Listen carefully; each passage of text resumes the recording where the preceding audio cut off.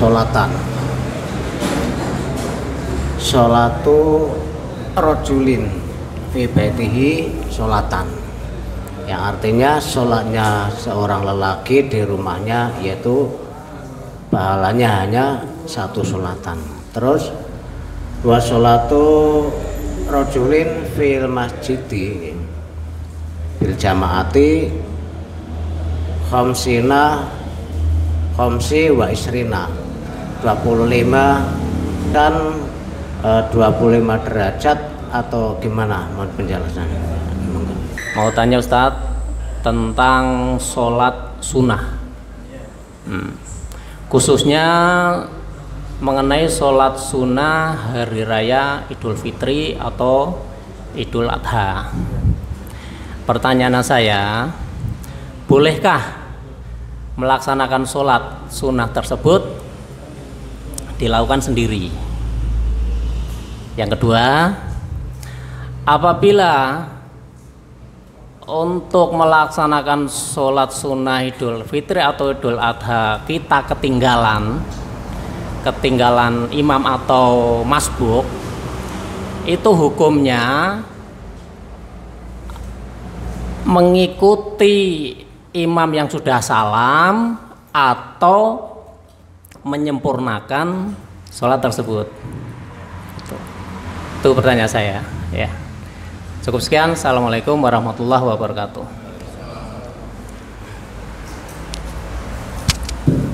Pertanyaan yang pertama, masalah sholat Idul Fitri atau Idul Adha, itu hukumnya adalah sunnah ya. Dan sunnah dikerjakan secara berjamaah. Hukumnya tersendiri adalah sunnah plus sunnah dikerjakan secara berjamaah. Artinya kalau tidak dikerjakan secara berjamaah pun tetap hukumnya boleh.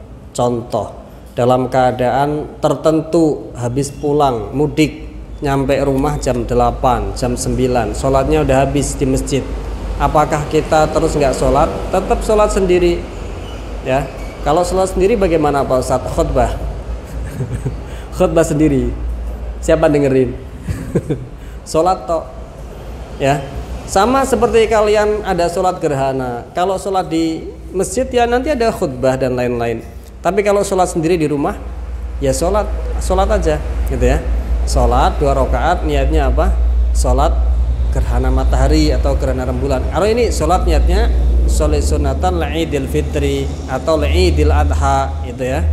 Jadi seperti itu, tetap disunahkan jawabannya ya, tetap disunahkan.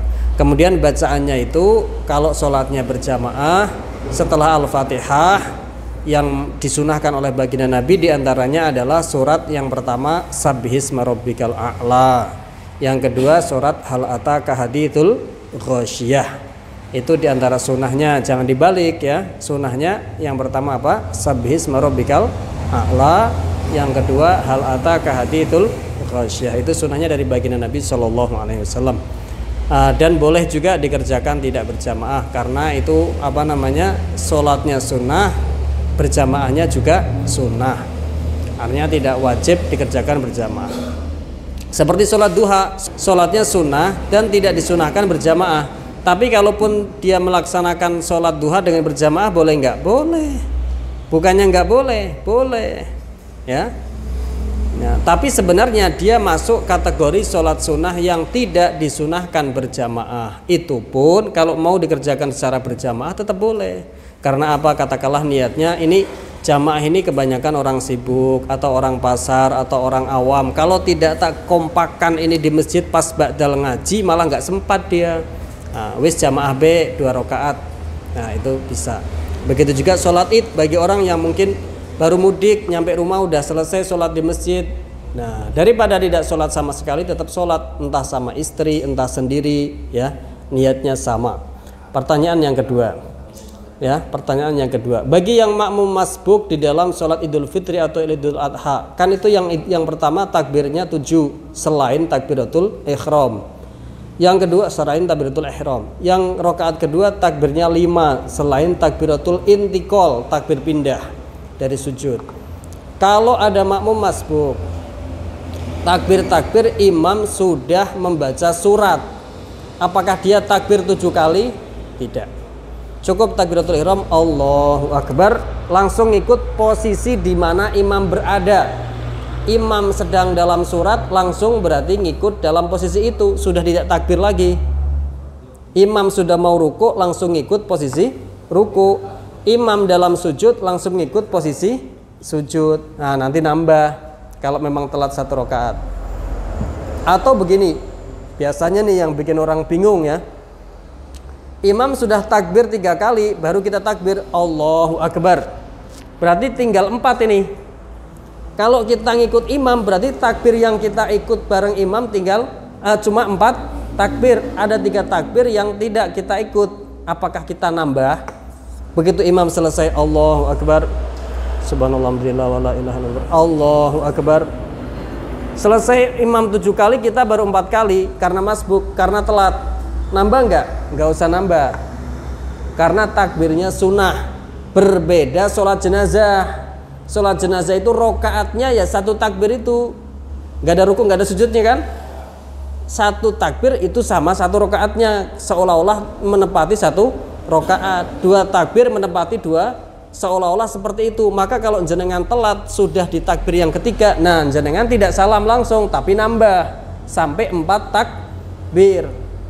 Tapi kalau sholat Idul Fitri beda, karena sholat Idul Fitri itu takbirnya sunnah, beda dengan sholat jenazah. Hatta sholat jenazah 4 takbirnya disebut. Usolli ala hadal mayyit arba'at takbirat fardu.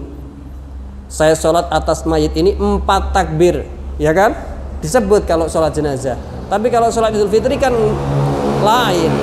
Boro-boro disebut itu hukumnya sunnah, ya kan? Jadi kalau dia mendapati takbir yang 7 di rakaat pertama atau takbir yang 5 di rakaat yang kedua selain takbiratul ihram dan intikal tadi, di tengah-tengah makmum ini mendapatnya di tengah-tengah, maka nggak perlu nambahi lagi, langsung ikut aja. Sedapatnya 3 ya wes 3, habis itu ngikut, ya gitu ya, bisa dipahami ya. Kalau dia masbuk nambah 1 rakaat, nah nanti baru takbirnya lengkap ya. Rakaat yang berikutnya berarti 5, Allahu Akbar, Allahu Akbar, Allahu Akbar, sampai 5 baru baca surah, baca Al-Fatihah, habis itu baca surat. Kemudian imam itu ketika mengimami takbir, setelah Allahu Akbar baca doa iftitah. Supaya apa? Makmumnya juga takbiratul ihram dulu, habis itu baru takbir yang 7 tadi. Nah, ya kan? Itu. Cukup ya? Apa?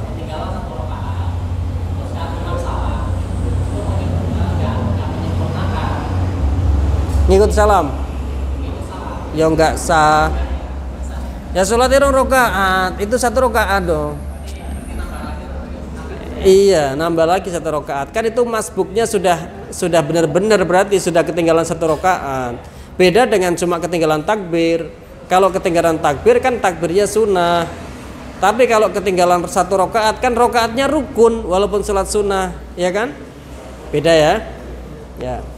Pertanyaan yang pertama, makanya saya pengen minta redaksinya itu takutnya berbeda begitu loh, hafalannya jenengan dengan yang aslinya, dan ternyata memang berbeda ya. Ini hadis ini memang kalau hadisnya yang dimaksud adalah ini di Riyadhus Shalihin juga disebut. Imam Nawawi juga menyebutkan ya. Imam Nawawi menyebutkan hadis yang sama dengan yang jenengan tanyakan itu di kitab Riyadhus Shalihin di Dalilul Falihnya juz 3. Ya, hadis nomor 1064 an Abi Hurairah, sama an Abi Hurairah radhiyallahu anhu qala Rasulullah sallallahu alaihi wasallam salatul rajuli fi jama'atin tad'afu ala salatihi fi baitihi wa fi suqihi 25 dhi'fan wa dzalika annahu idza tawadda'a fa asana al-wudu' thumma kharaja ila al-masjid la yukhriju illa salatu lam yakhtu khutwatan illa rufi'at lahu biha darajatun wa khutta anhu biha khati'ah fa idza shalla lam tazalil malaikatu tusalli alaihi ma dama fi musallahu malam yuhdits. Itu ya.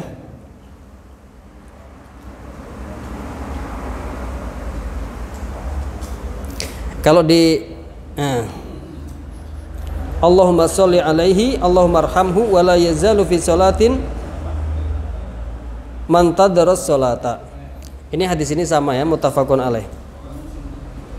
Ini sudah tak baca yang di sini. Coba kita baca yang di sini sama plek ya, memang sama hadisnya. An Abi Hurairah radhiyallahu anhu qala Rasulullah sallallahu alaihi wasallam, salatul rajuli fi jama'atin, salatnya laki-laki dengan berjamaah itu tad'afu ala salatihi fi baitihi wa fi suqihi 25 di'fan. Itu melebihi, berlipat-lipat, melebihi atas sholatnya dia di rumahnya atau di pasarnya. Kalau dia sedang di pasar, tiba jaga toko, 25 di'fan, lebih lipatannya 25 lipat. Memang ada dua riwayat, ada yang mengatakan 27 derajat, ada yang mengatakan selisih 25 derajat. Ya memang begitu maksudnya. Kalau ibarat sholat di sendiri itu dapat 1 derajat, sholat ketika di masjid berjamaah dapat 25 atau 27 derajat. Memang maksudnya begitu, memang maksudnya. Iya benar, maksudnya begitu. Seperti yang ditanyakan tadi. Wadhalika, kenapa sholat di masjid, sholatnya laki-laki dengan berjamaah itu melebihi sholatnya sendirian 25 derajat? Kenapa? Wadhalika annahu idza tawaddaa fa asnal wudu tsumma kharaja ilal masjid la yukhriju ila shalah lam yakhtu khutwatan illa rafi'at lahu biha darajah. Kenapa demikian? Karena ketika dia hendak sholat berjamaah, ketika dia berwudu kemudian menyempurnakan wudunya, kemudian dia keluar ke masjid yang mana dia tidak keluar kecuali tujuan untuk sholat, maka tidak dia melangkah 1 langkah kecuali 1 langkah tadi akan diangkat baginya 1 derajat dan diampuni atau dihapus baginya 1 kesalahan. Fa idza shalla lam tazal al malaikatu tusolli alaihi. Padahal ada berapa langkah ke masjid, ya kan? Ketika orang sholat, maka malaikat akan selalu bersolawat kepadanya selama dia masih di dalam tempat sholatnya dan selama dia belum berhadas. Makanya ada kesunahan setelah salam itu jangan merubah posisi tahiyat akhir. Ya setidak-tidaknya kalaupun tidak sampai akhir doa, berdiam sejenak dululah. Sampai tasbih katakanlah, sampai Allahumma antas salam katakanlah. Kenapa? Karena ketika orang berada di posisi sholatnya setelah salam tidak merubah posisinya, dia selalu dalam posisi mendapat doa dari malaikat, sholawat dari malaikat, yaitu ampunan, ya kan, istighfar. Katanya fa idza shalla lam tazal al malaikatu tusolli alaihi madama fi musallahu ma lam yuhdis. Ketika seseorang sholat kemudian dia berada di posisi sholatnya tidak merubah setelah salam, maka malaikat akan terus-terusan membacakan sholawat kepadanya. Sholawat dari malaikat yaitu istighfar, ampunan, selama dia tidak merubah posisinya atau selama dia tidak berhadas. Allahumma sholli alaihi, ya, Allahumma arhamhu. Apa kata malaikat? Allahumma sholli alaihi, Allahumma arhamhu. Semoga Allah memberikan sholawat yaitu istighfar, ampunan kepada orang ini. Allahumma arhamhu, semoga Allah mengasihi orang ini. Itu doanya malaikatnya begitu, ya. Wala yazalu fi sholatin man tadara sholah. Dan kalau orang setelah sholat kemudian tidak pulang tapi masih tetap di masjid berzikir atau apa karena menunggu sholat yang selanjutnya, maka itu katanya wala yazalu fi sholatin man tadara sholah.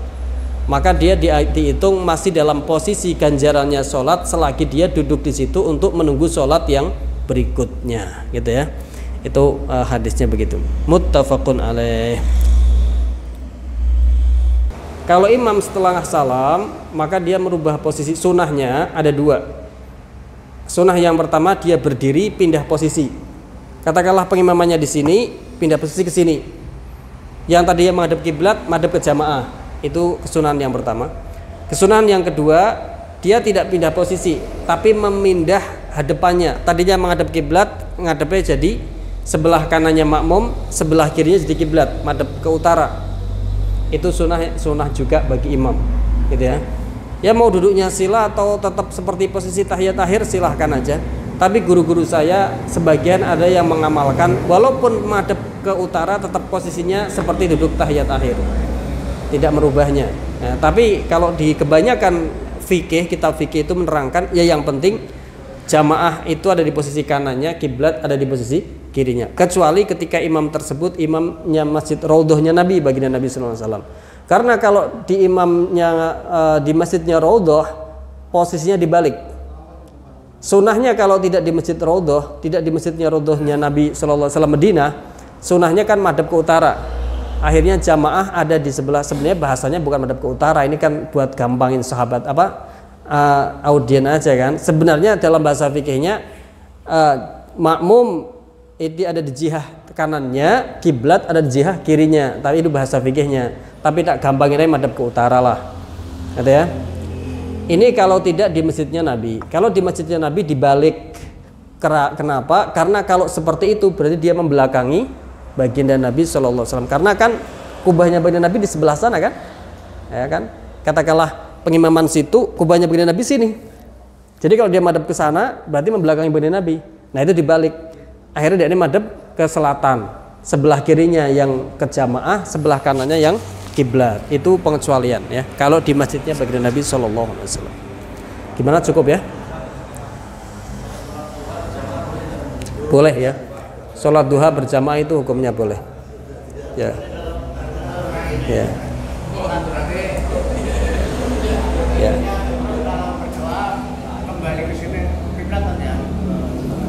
Imam.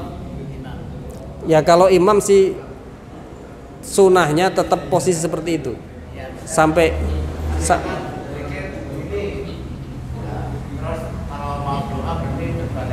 itu boleh-boleh aja. Nah, kalau adabnya berdoa itu karena madhab kiblat, ya. Tapi itu kan doa secara umum. Adapun keifiyah yang disunahkan bagi imam berarti kan khusus, yaitu dia menghadap ke sana. Jadi dia doa tetap menghadap ke sana nggak masalah, gitu ya. Karena kan memang itu ibaratnya pengecualian atau memang pembahasan khusus. Tapi dalam konteks umum ya itu tetap sunahnya menghadap